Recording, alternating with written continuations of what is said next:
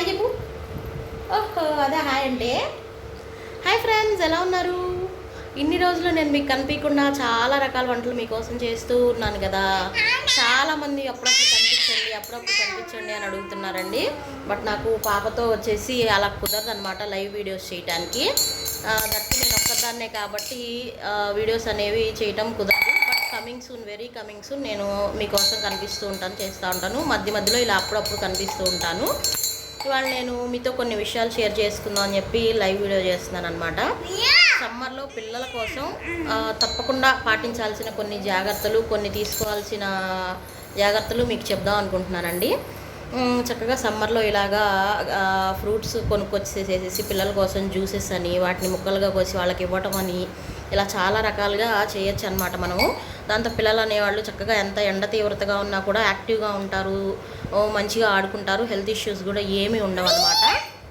మామిడికాయలతోటి ఇలా బత్తాకాయలతోటి దానిమ్మకాయలు తెచ్చి అలాగే పుచ్చకాయని ప్రోమోగ్రనేటు పుచ్చకాయతో కూడా జ్యూస్ చేయొచ్చు. ఇలా ఎన్నో జాగ్రత్తలు తీసుకోవచ్చండి. సో బత్తాకాయ జ్యూస్ తీసి మా పాపకి ఇస్తాను.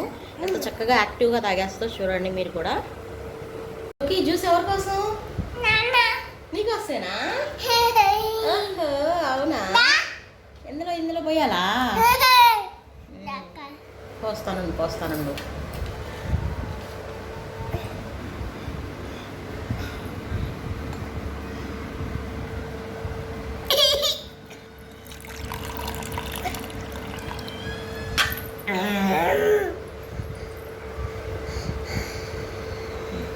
తాగు. నువ్వు పట్టుకొని తాగేసి కింద పెట్టేసి పట్టుకొని తాగేసి నువ్వు అదిటి వద్దు నో తాగేసి నో తాగాలి, చక్కగా తాగాలి. Good girl. తాగేసి తాగు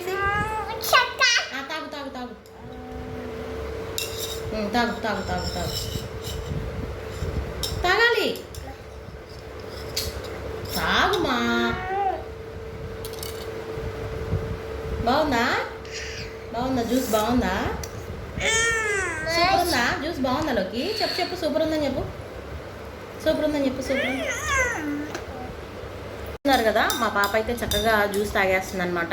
ఇట్లా రోజుకి ఒకసారి ఏదో ఒక ఫ్రూట్ జ్యూస్ కానీ లేదంటే ఫ్రూట్స్ అనేవి ముక్కలుగా కోసి కానీ పిల్లలకి అట్రాక్టివ్గా తినడం కోసం ఏదైనా కొత్త రకంగా ఏముందండి, జస్ట్ వాటిని వెరైటీ షేప్స్లో కోసి లేదంటే చక్కగా వాటిని కనుక మనం జ్యూస్ టైప్లో తీసి అలా ఇస్తూ ఉన్నామంటే కొంచెం పిల్లలు అనేవాళ్ళు చక్కగా తాగేస్తూ ఉంటారు అనమాట. సమ్మర్లో ఇంకా వాళ్ళకి ఏ ఇబ్బంది ఉండదు, యాక్టివ్గా ఉంటారు.